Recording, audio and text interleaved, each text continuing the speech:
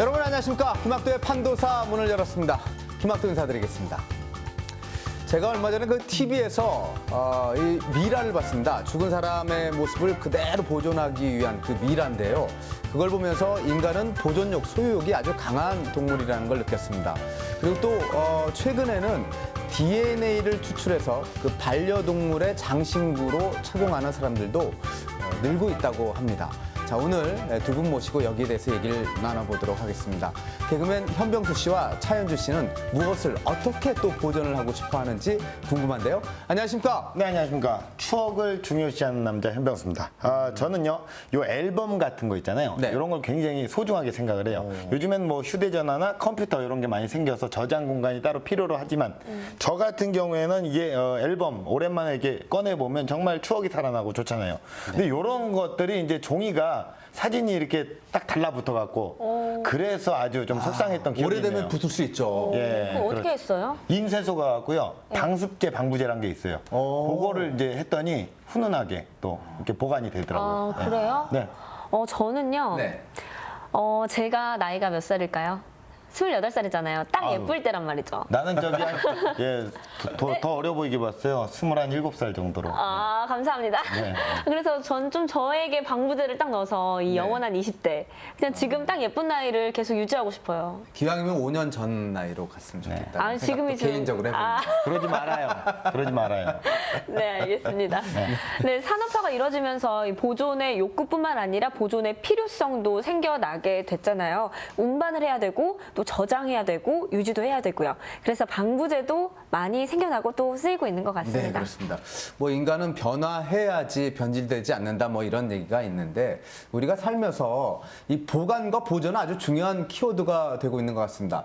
더불어 이 방부제의 쓰임도 활발해지고 있다고 하는데요. 그래서 오늘 김학도의 판도사에서 방부제의 자세한 얘기를 한번 풀어볼까 합니다. 시작할까요? 김학도의 판도사 출발! 판단을 도와주는 사이언스 김학도의 판도사. 식품 및 의약품 보존의 비밀 방부제 모든 것을 알아봅니다.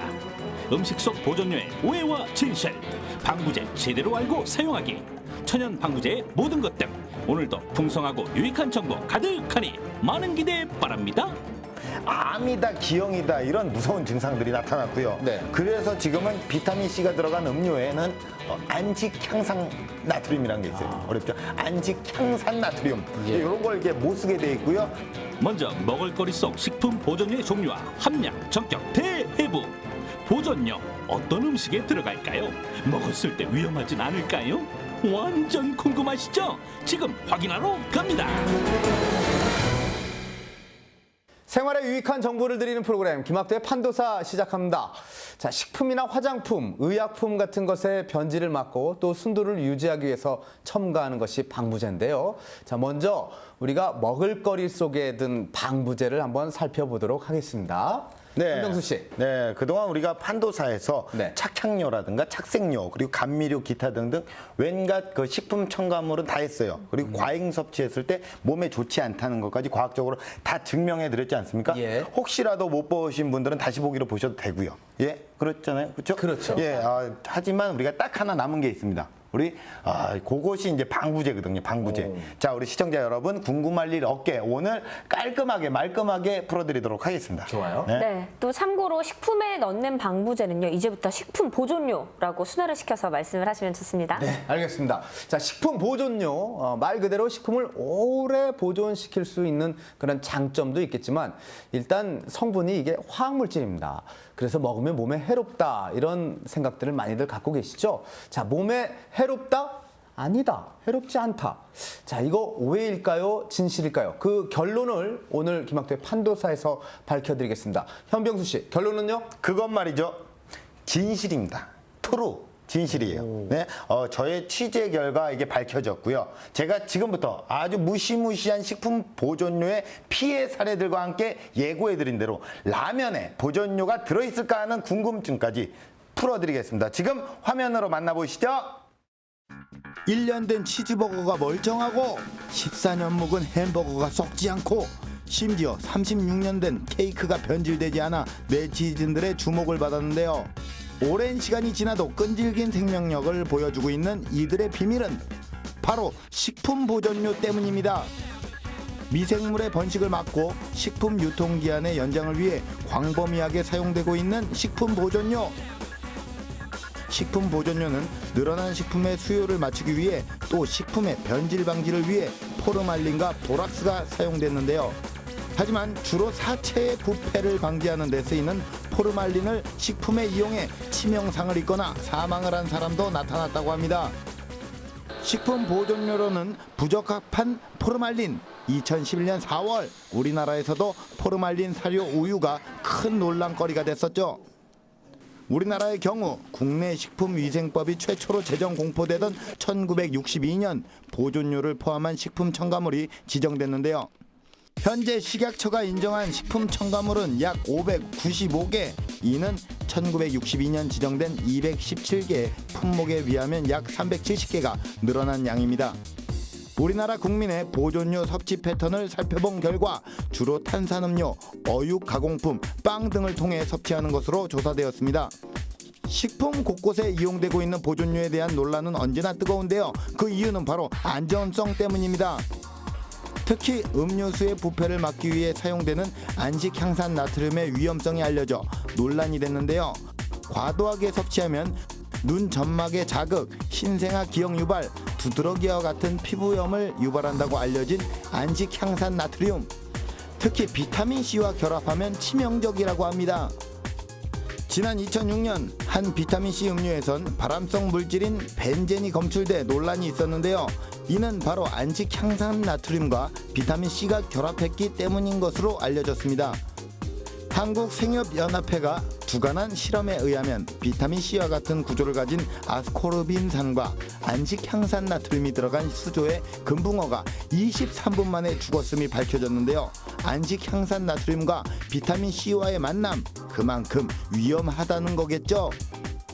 안식향산 나트륨과 비타민C와의 만남처럼 절대 만나서는 안 되는 보존료가 있는데요. 바로 소르빈산과 아질산 나트륨입니다. 주로 고기에 함유된 미오글로빈이나 헤모글로빈과 결합해 육가공품을 복숭아빛으로 만드는 아질산 나트륨. 식초 절임이나 잼류에 들어있는 소르빈산과 만나면 발암물질을 생성한다고 알려졌습니다. 유해성의 논란을 몰고 오는 식품 보존료, 가장 좋은 방법은 뭐니 해도 제품을 신선하게 유통하는 방법이나 포장법을 개발하는 등의 기술로 보존기간을 늘리는 법일 텐데요. 특히 만인의 간식이자 주식인 라면은 보존료 없이도 유통기한이 약 6개월 정도. 그 비결은 바로 제품을 만드는 방법에 있습니다. 라면은 식품 보존료를 사용하지 않습니다. 유탕 과정을 통해서 미생물이 살 수 없는 수분이 없는 환경으로 만들기 때문인데요. 우리가 반죽을 튀기기 전에 반죽을 할 때는 30% 정도의 수분이 있다가 튀겼을 때는 그 12% 이하의 그 환경으로 바뀌게 됩니다. 튀겨지는 과정에서요. 그런 기준으로 봤을 때 우리가 완제품 기준으로 봉지면은 7%, 컵라면은 4% 정도의 그 수분 함량이 되어서 미생물이 살 수 없는 환경이 됩니다. 또 레토르트 식품도 보존료가 필요 없는데요. 바로 빛을 막는 성질의 플라스틱에 알루미늄 박을 겹겹이 쌓은 부드러운 포장재로 포장한 다음 밀봉, 레토르트라는 고압솥에 넣고 약 120도씨로 습열 처리, 살균을 하기 때문입니다. 인간의 건강을 위협할 것이라고 인식된 각종 식품 보존료, 과연 사용해야 맞는 걸까요? 네, 잘 봤습니다. 보존료끼리 음식 속에서 결합을 하게 되고 그것 때문에 또 위험한 일이 발생할 수도 있다 이런 얘기군요. 네, 그렇습니다. 이게 보신 것처럼 암이다, 기형이다 이런 무서운 증상들이 나타났고요. 네. 그래서 지금은 비타민C가 들어간 음료에는 안식향산 나트륨이라는 게 있어요. 어렵죠? 안식향산 나트륨. 예. 이런 걸 이게 못 쓰게 돼 있고요. 그리고 햄류에도 소르빈산 요 못 쓰게 돼 있습니다. 예. 네, 또 살리신산이라고 있어요. 네, 이름 다들 어렵네요. 어려워요. 네, 네. 살균력이 강해서요. 오랫동안 이 주류의 혼탁 방지용으로 사용이 되는데요. 이것도 독성이 매우 강해서요. 최근 사용이 금지됐습니다.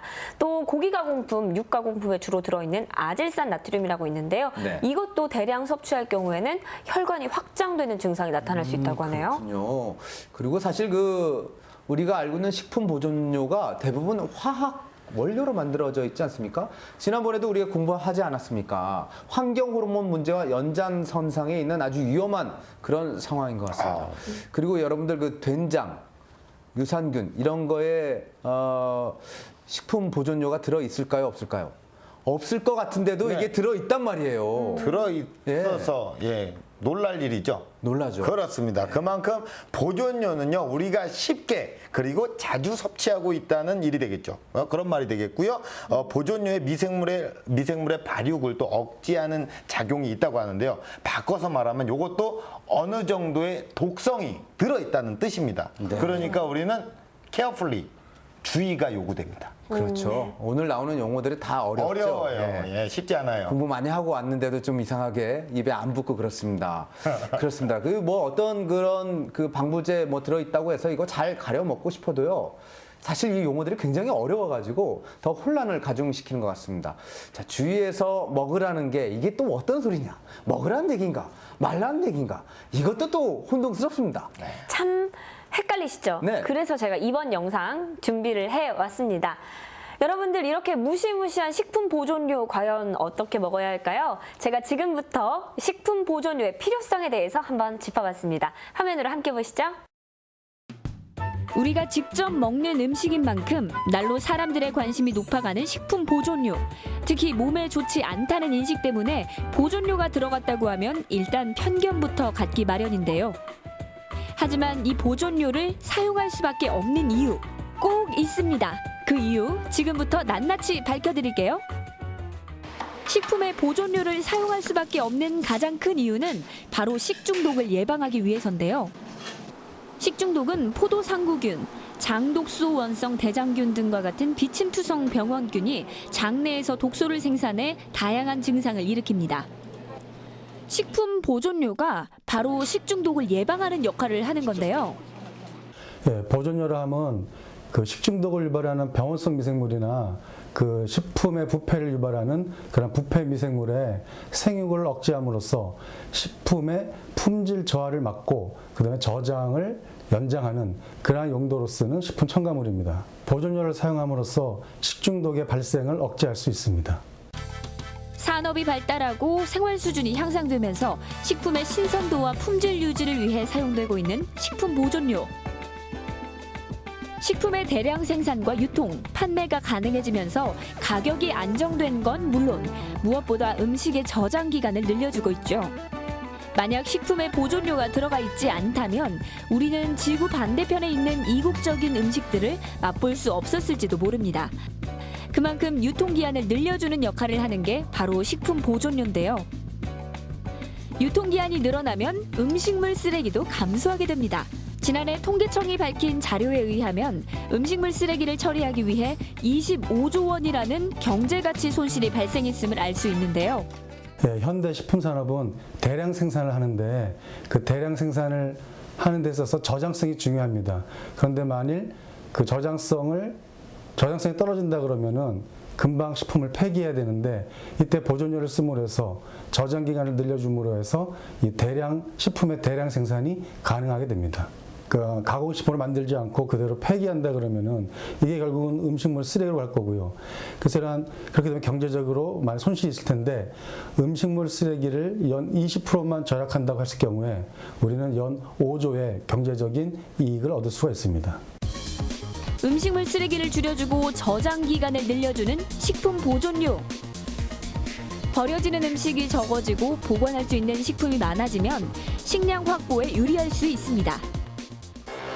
최근 중국 쓰촨성에서 7.0 규모의 대지진이 발생, 일본 도쿄 남쪽 해역에서 6.7 규모의 지진이 발생, 우리나라에서도 얼마 전 전남 신안과 여수 거문도 인근 해역에서 지진이 발생하는 등 아시아 전역에 지진 공포가 닥치고 있고요. 뿐만 아니라 북한의 핵 위협까지 각종 재난 사고에 대비하기 위해서는 무엇보다 식량 구비가 중요한데요. 하지만 우리나라의 식량 안보 수준은 세계 21위. 그 어느 때보다 식품 저장이 시급할 때입니다. 식품 보존료, 과연 위험하기만 할까요? 식중독을 예방하고 음식물 쓰레기를 줄이고 식량 확보를 위해서는 식품 보존료의 사용이 꼭 필요한 건 틀림없습니다. 네, 이 지구상에는 재난재해가 끊임없이 발생하고 있습니다. 그 가운데서 이제 식품보존료가 비상식량에도 중요한 역할을 하고 있고요. 식중독 예방이나 음식물 쓰레기 감소에도 아주 큰 역할을 하고 있어요. 네, 그래서 뭐 무턱대고 먹지 말아라라고 하는 것보다도요, 제조업체에서 최소화, 그러니까 인체에 해가 없을 정도의 양을 넣는 게 중요하다라는 말씀 드리고 싶습니다. 네, 그리고 자몽종자 추출물이라는 천연 보존료가 있기는 한데요. 예. 아무래도 이 천연 보존료가 들어가면 우리가 일반보다 천연이 단가가 이게 좀 비싸잖아요. 그래서 단가가 올라가는 그런 단점이 있어요. 그래서 소량의 아주 소량의 보존료를 양심껏 넣어라 이런 말씀을 좀 보태고 싶습니다. 네. 그럼 거의 먹지 말라는 그런 소리와도 같은 내용인데 현주 씨 말을 들어보면은 식품 보존료가 꼭 필요한 상황인 것 같고 우리 병수 씨 얘기를 들어보면은 뭐 거의 이 손대면 안 된다 뭐 이런 얘기인 것 같은데 우려의 목소리죠. 예. 네. 어떤 분의 말에 더 포커스를 맞춰서 가야 될까요? 뭐 마음껏 먹을 수도 없고 그렇다고 안 먹을 수도 없는 상황이라서 뭐 오늘 판도사에서 결론 나는 건가요? 예, 좋습니다. 네. 우리는 판단을 도와주는 사이언스 판도사입니다. 확실히 결론을 내드리겠습니다. 우리에게는 이분이 있습니다. 전문가 선생님의 말씀 들어보시죠. 우리가 향신료라고 있습니다. 사실 향신료는 예전에 식품의 보존료의 용도로 사용했던 것입니다. 그래서 결국은 식품 보존료는 아주 옛날부터 사용해왔다는 걸 알 수가 있고요. 우리가 식품 첨가물의 안전성을 얘기할 때 그 안전성의 척도로 일일 섭취 허용량을 얘기합니다. 근데 이 일일 섭취 허용량이라고 하는 거는 우리가 매일 일생 동안 먹더라도 해가 되지 않는, 인체에 해가 되지 않는 그 양을 우리가 일일 섭취 허용량이라고 얘기를 합니다. 사실 우리가 식품에 섭취하는 거는 일일 섭취 허용량의 0.89%로 아주 소량 사용하기 때문에 아주 안전한 섭취를 하고 있다 이렇게 얘기할 수가 있겠습니다. 네, 재미난 결론이 나왔네요. 후추 같은 향신료가 사실은 보존제 역할을 해왔다고 합니다. 더군다나 우리나라에서 조사한 그 식품조사에서 나온 결과를 보면요. 합성 보존료를 0.89%밖에 쓰지 않았다고 하니까 뭐 여기에 대해서는 뭐 한시름 놔도 될 것 같다는 생각을 해봅니다. 2시름 놔도 될 것 같습니다. 2시름. 3시름 놓죠? 네. 4시름. 5실은. 그만하시죠. 네, 알겠습니다. 뭐 게다가 어떤 종류의 보존료를 썼는지 꼭 표시하게 돼 있으니까요. 포장지 뒷면에 성분 표기를 습관적으로 확인하신다면 식품을 조금 더 안전하게 섭취하실 수 있을 것 같습니다. 네, 그리고 지난주에 말이죠. 김학도도 아닌 법학도인 제가 네. 법 관련 또 얘기를 또 했지 않습니까? 요거 반응 좋았습니다. 저만의 생각인가요? 아니에요. 좋았어요. 그렇죠. 반응이 나쁘지 않았어요. 이번 주에도 약간 좀 해드리자면요. 쌀처럼 우리가 다량으로 먹을 기회가 많은 식품에는요. 유통 경로가 아무리 길어도 보존료 사용이 허가되지 않으니까요. 요거는 또 보관이 굉장히 중요하겠습니다. 요거 참고하시기 바라겠습니다. 그렇습니다. 우리가 흔히 그 동안인 사람들을 보고 방부제 미모 뭐 이런 얘기 하지 않습니까? 얼마 전 그 춤추는 그 프로그램에서도 이덕화 씨가 사회 보는데 네. 김한선 씨 보고 아우 옛날이나 지금이나 아직도 그대로예요. 방부제 덕입니까? 김한선 씨. 그게 동안인 사람한테는 방부제 미모다 이런 얘기를 많이 하고 있는데요. 이 방부제는요 신선한 상태 그대로를 유지시켜주는 꼭 필요한 존재고 다행히 뭐 극소량만 넣어야 한다는 법률이 또 제정돼 있어서 걱정 뭐 덜어도 되겠지만 그래도 과잉 섭취 시 건강을 해칠 수가 있으니까요 이 점은 꼭 주의하시길 바라겠습니다. 또 성분 표기 제대로 안 된 불량식품은 그 안에 어떤 보존료가 또 어떤 첨가제가 들어있을지 알 수 없으니까요 아예 손을 대지 말라는 그런 말씀도 전해드리도록 하겠습니다. 김학도 판도사의 정보였습니다. 판도사의 선택. 식품의 신선도를 유지해 식중독을 예방하고 음식물 쓰레기를 감소시키는 식품 보존료. 과거 음료수 속에 든 안식향산 나트륨이 기형이나 피부염을 유발하고 고기 속 아질산 나트륨은 발암물질을 만든다고 알려지며 많은 우려를 낳았는데요. 하지만 다행히도 현재 식품 속 보존료는 엄격한 평가 과정을 거쳐 안전성이 입증된 성분을 사용하며 함유량 역시 일일 섭취 허용량의 최대 0.89%에 불과합니다. 하지만 방부제가 든 음식만을 골라 과잉 섭취한다면 그것도 옳지 않겠죠? 후추 등의 향신료를 이용한 천연 방부제로 음식의 신선도를 유지하는 것도 한 방법입니다. 삶에 유익한 정보를 드리고 있습니다. 김학도의 판도사 시청하고 계십니다. 자, 방부제 얘기 계속 나눠보고 있는데요. 지금부터는요, 이 식품 위의 것에 들어있는 방부제 얘기를 좀 해볼까 합니다. 현병수 씨? 네, 지금 우리가 앉아있는 이 소파, 이거나 이 옷, 아니면 요 앞에 테이블, 요거 꽃, 요거 뭐 누가 봐도 가짜니까 그렇죠? 궁금하신 분들이 있어요. 그리고 뭐 뒤에 책장이나 네. 책 막 이런데 이 모든데 사실 방부제가 쓰였을 수가 있습니다. 네. 돈 많은 사람, 뭐 갑부 이 정도는 몰라도 우리 같은 사람들은요, 요 옷이나 이런 가구들, 소품들을 자주 바꿀 수 없는 현실이거든요. 그렇죠. 가구나 소품의 오랜 보존을 위해서 방부제를 사용하는 곳이 점점 늘고 있다. 이런 말씀을 좀 드리고 싶습니다. 네, 또 의약품, 또 화장품에도 방부제가 들어있어요. 예. 변질을 막고요. 순도를 오래 유지를 하기 위해서인데요. 하지만 이것도 직접적으로 먹거나 피부에 닿는 거기 때문에 적당량의 사용이 매우 중요하다는 사실 기억하시기 바랍니다. 네. 사실 뭐 화장품 방부제 성분 중에서는 이 파라벤이라는 것이 한때 사회적으로 문제가 됐었었는데요.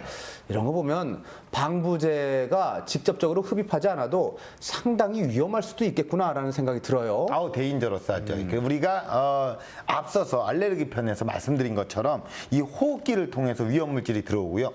이 피부를 통해서 들어올 수 있는 게 화학 물질이거든요.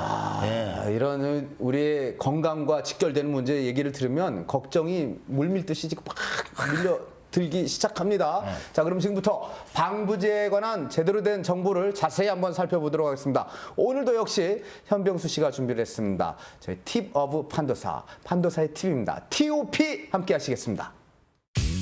고품격 과학 지식 현병수의 TOP. 삶의 기본이 되는 의식주, 이 모든 생활 안에 방부제가 들어있다? 화장품, 약, 심지어 옷에도 방부제가 들어가 있다는 사실 판도사에서 낱낱이 공개합니다. 자, 아니 뭐라고요? 내가 매일 쓰는 이 화장품에도 입고 있는 이 옷에도 다 방부제가 들어가 있다고요? 아, 난 그것도 모르고 방부제 한 통을 오늘 또 얼굴에 발랐네. 아, 그래서 내가 이렇게 동안 미모를 유지하나? 재수없으세요? 침 뱉으세요. TV 맞습니다. 어쨌든 생활 속 다양하게 방부제가 쓰인다는 소식이 아주 놀라운데요. 과연 그 성분은, 그 역할은 무엇인지 지금부터 낱낱이 샅샅이 꼼꼼히 정확히 충분히 자세히 분명히 제대로 확실하게 정확하게 차근차근 알아보도록 하자.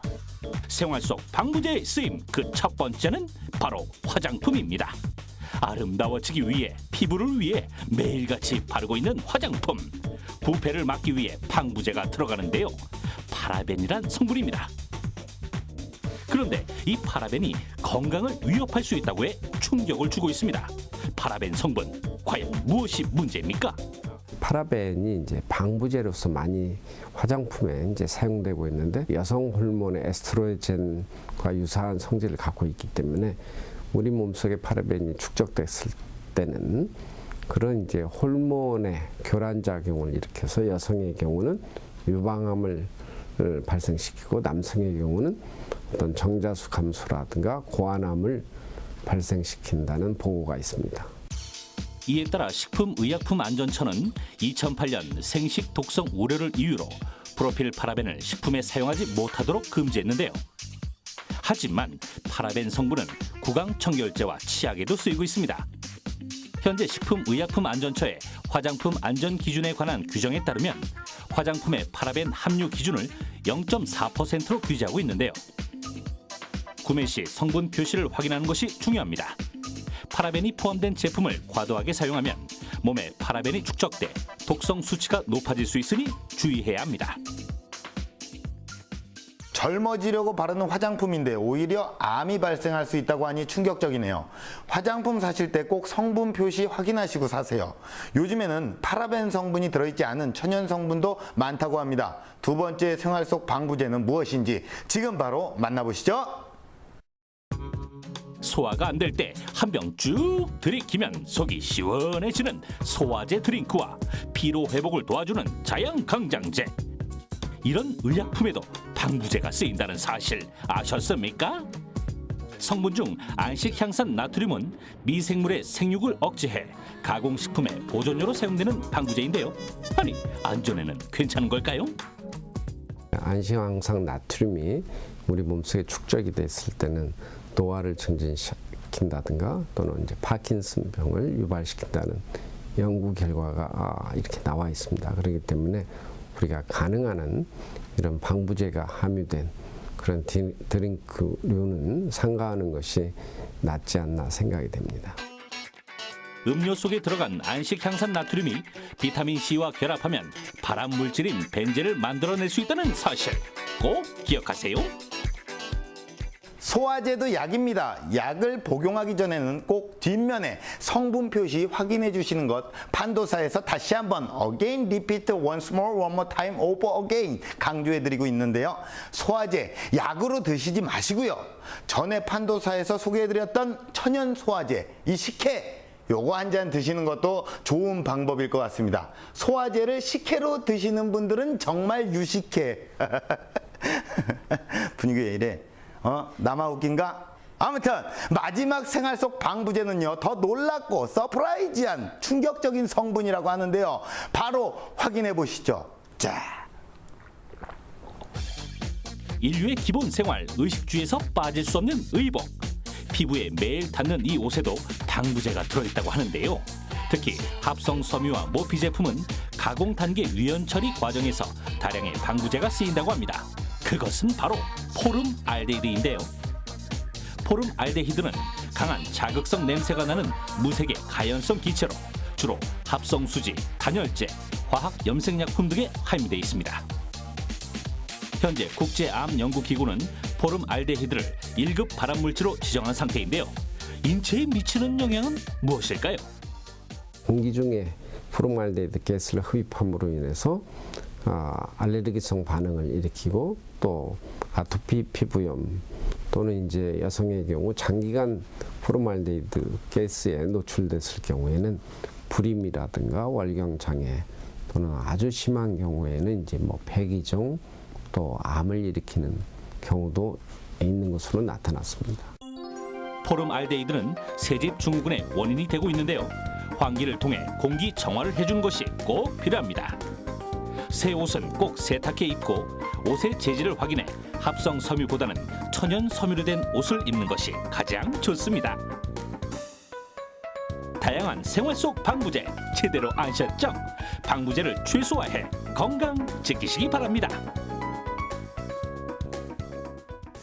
네, 잘 봤습니다. 이 포름알데히드 얘기가 나와서 생각난 건데요. 송강호 씨가 나왔던 영화 괴물 보셨죠? 네. 봉준호 감독의 괴물. 그 괴물을 보면은 포름알데히드라는 그 약품 때문에 유전자 변형을 일으켜가지고 괴물이 확 나타납니다. 원효대교 밑에 괴물이 나타났다. 그거 잡아야 돼. 뭐 이렇게 송강호 씨의 그 열연이 생각나곤 하는데 서울 그 원효대교 밑에 쑥대밭이 되죠. 뭐 거기서 많은 분들이 알게 되신 익숙한 단어가 이 포름알데히드가 아닌가 하는 생각이 듭니다. 다시 봐도 이게 무섭네요. 네, 그렇습니다. 아주 성대모사 재밌게 봤습니다. 그래. 네, 그리고 요 1급 발암물질임에도 불구하고 대체할 것이 또 마땅치 않아서 계속 사용되고 있는 실정이고요. 또한 화장품 보조제 속에 파라벤 성분은요 내분비계를 교란시킬 수 있어서 덴마크에서는요 아예 영유아 제품의 모든 곳에 사용조차 못하게 돼 있다고 합니다. 파라벤이 위험하다고 해서 뭐 화장품 회사에서는 천연 방부제 화장품을 출시를 하고 있는데 그런 건 믿을 만한 건지 어떤지 모르겠습니다. 네, 그런데요. 깜짝 놀랄 만한 게 네. 현재까지는 이 천연 방부제에 대한 명확한 임상 실험이 아직 없다는 거예요. 그러니까 말하자면 천연 방부제도 안전하다는 이미지만 갖고 있지 이게 과잉이 되면 어떻게 될지 현재로서는 확실히 알 수 없다는 거죠. 예. 그러니까 결국의 결론이 뭐냐면 방부제 함량 낮은 거 구매하시는 게 제일 좋은 것 같습니다. 네, 알겠습니다. 자, 뭐 의약품, 뭐 화장품, 뭐 의류 다방면에서 살펴봤는데 하나 빠진 게 있는 것 같은데요.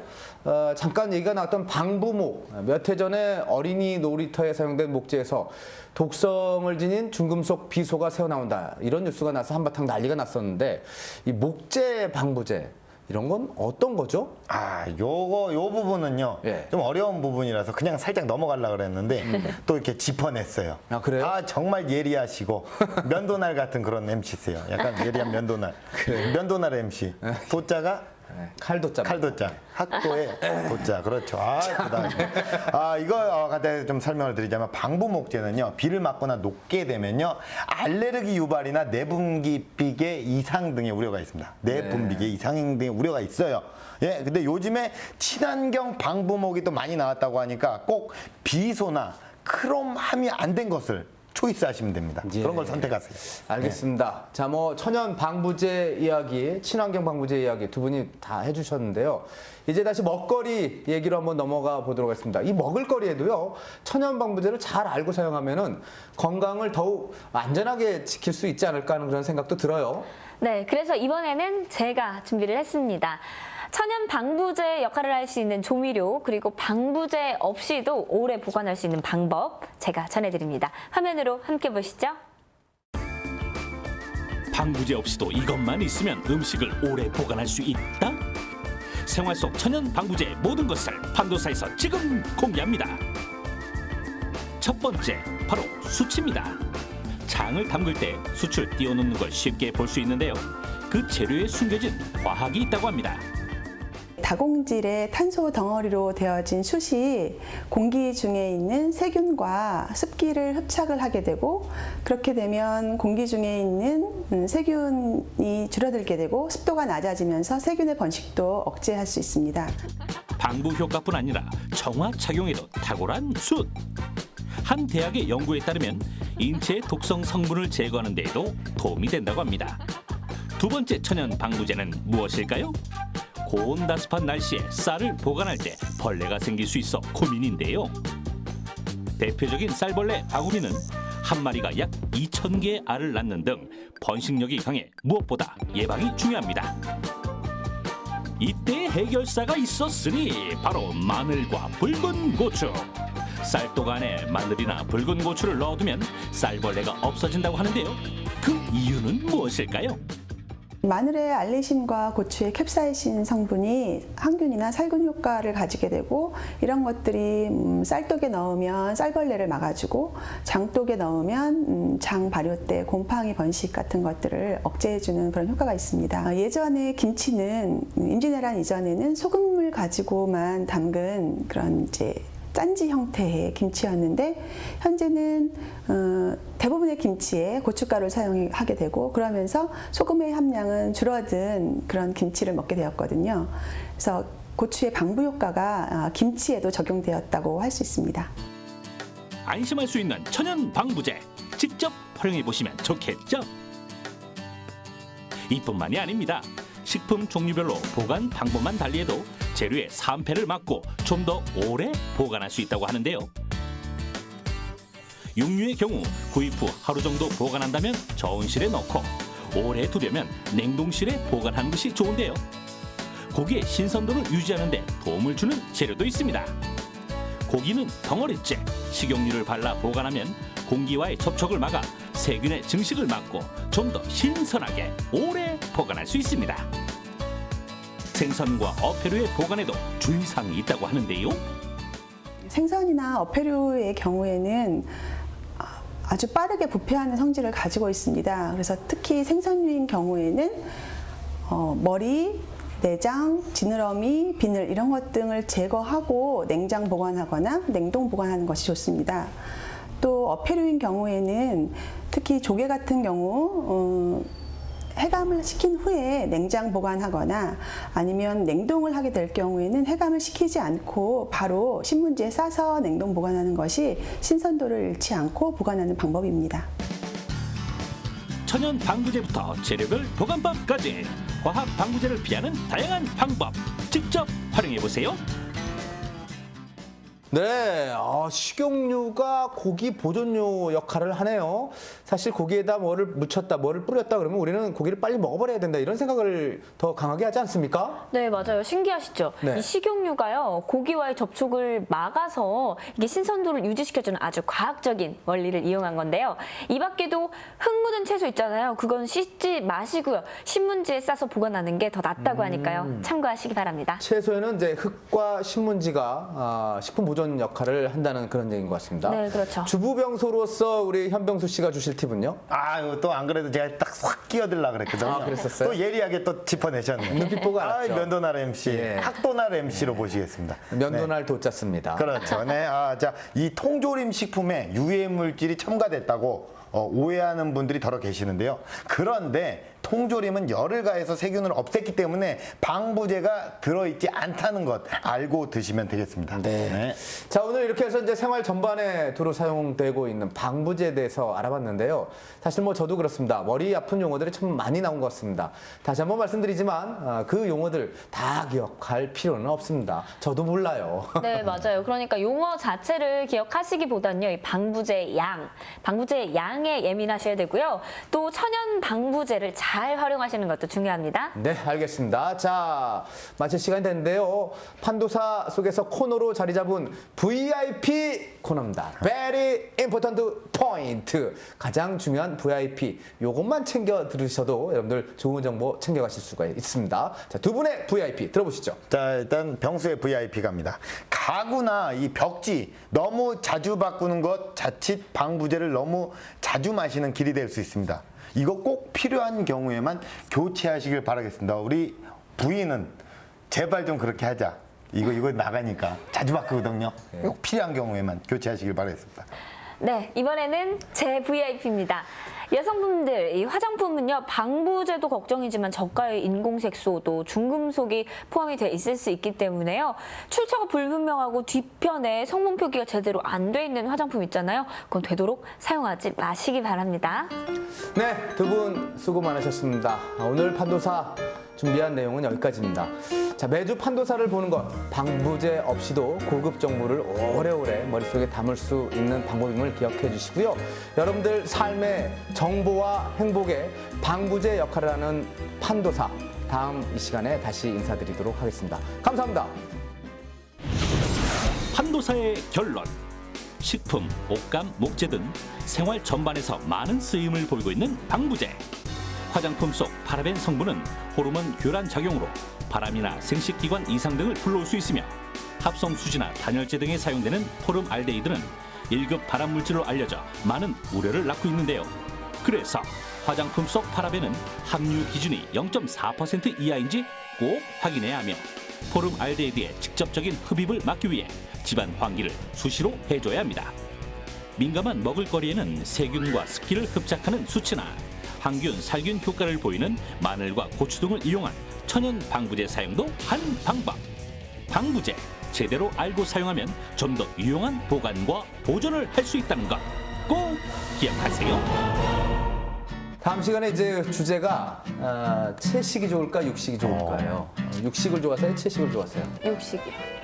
저희 아버지는 항상 저에게 채식을 하라. 채식주의. 라고 가르침을 저희 어머니도 채식을 많이 하는데 네. 가만 보면 먹는 거 보면은 고기에다 쌈 싸먹는 채식과 육식을 혼합하는 그런 경우가 그게 많아요. 베스트죠. 근데 뭐 채식주의자분들 많이 계시잖아요. 그럼 몸이 일단 건강해진다고는 하는데 근데 저는 모르겠어요. 저는 고기를 먹어야 아무래도 힘이 나지 맞아요. 않나요? 그리고 채식만 하시는 분들은 나름대로 또 이유가 있어요. 그게 또 또 좋은 더 것 같기도 하고. 몸이 건강 맑아진다고 되게 하고. 생각하는 사람들은 채식을 좋아하는데 우리 건강 안 생각하는 사람은 어딨어요? 그 되게 생각하시는 분들은 육식 안 먹고 채식하신다고. 그래요? 예.